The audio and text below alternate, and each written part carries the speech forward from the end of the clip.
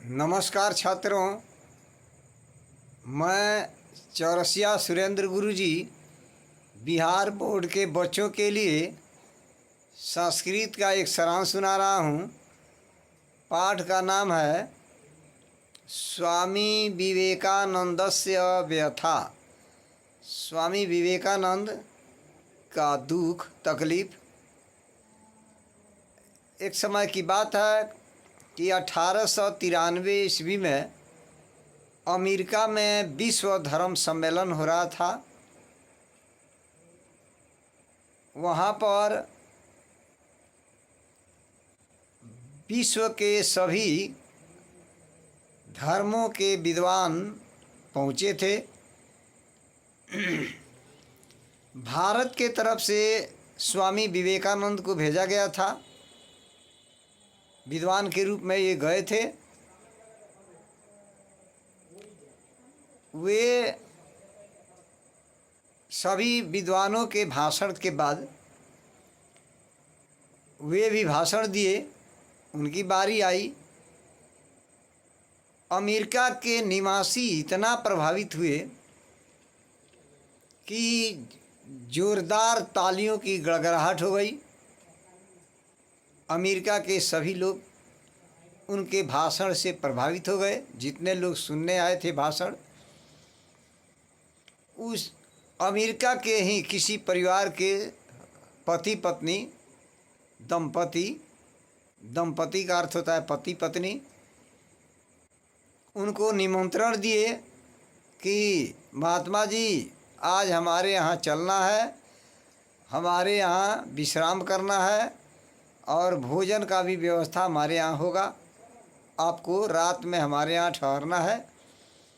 विवेकानंद स्वीकार कर लिए उन लोगों के निमंत्रण को और उन लोगों के यहाँ गए। रात में वे लोग भोजन कराए, उनको रहने के लिए बहुत उत्तम व्यवस्था किए। तो जिस जगह विवेकानंद को रहने का व्यवस्था दिया गया सोने के लिए,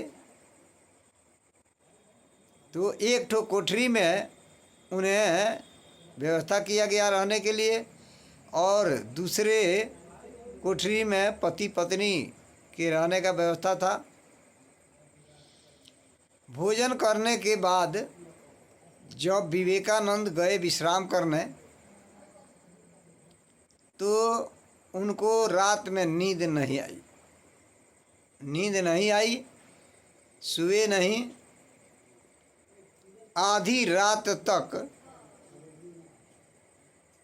बैठकर रो रहे थे। जिस परिवार में इनको निमंत्रण मिला था, उस परिवार की वो जो औरत थी, महिला, वह आवाज़ सुनी कि इधर से किसी के रोने की आवाज़ आ रही है। वह जग करके गई, अंदाज लगाने लगी कि रोने की आवाज़ कहाँ से आ रही है। तो उनको मालूम पड़ा कि विवेकानंद जिस कोठरी में सोए हुए हैं, उसी कोठरी से रोने की आवाज़ आ रही है। फिर वह औरत अपने पति के पास गई और पति को जगाई। फिर पति पत्नी वहाँ आए तो देखे कि वास्तव में विवेकानंद ही बैठकर रो रहे हैं। ये लोग दोनों पति पत्नी क्षमा मांगने लगे, निवेदन करने लगे कि माफ़ कर दीजिए, हम लोगों से गलती हुई है, हम लोगों ने आपको निमंत्रण दिया है, आप हमारे यहाँ आए हैं, लेकिन हम लोग उत्तम भोजन नहीं करा पाए हैं, उत्तम व्यवस्था नहीं दे पाए हैं आपको सोने के लिए, जिसके चलते आप रो रहे हैं। विवेकानंद देखे कि ये लोग हमारे रोने के भावना को देख लिए हैं, हम रो रहे हैं, ये लोग देख लिए हैं, थोड़ा सा लज्जित हो गए। फिर वो चुप हो गए और इन पति पत्नी से बोले कि देखिए, आप लोग ही हमें क्षमा कर दीजिए, माफ़ कर दीजिए। आप लोगों के तरफ से जो भोजन का व्यवस्था किया गया है, चाहे रहने का व्यवस्था किया गया है, वह उत्तम है, इसमें थोड़ी भी कमी नहीं है।